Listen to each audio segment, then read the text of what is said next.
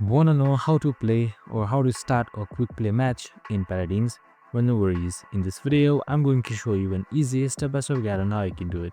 It's super simple and another minute, so let's get straight to it. Now, first things first, simply open up your Paladins game, and once you open it up, you should be provided with this interface right here. So once you're under this interface, on the leftmost side, you should be seeing play right here. On top, that should be right above champions. So make sure you select it. So now once you have selected play, here you should be seeing various options that you can choose from. So quick play, rank, training, and custom, and much more. So since in this video we're going for quick play, just simply select quick play right here.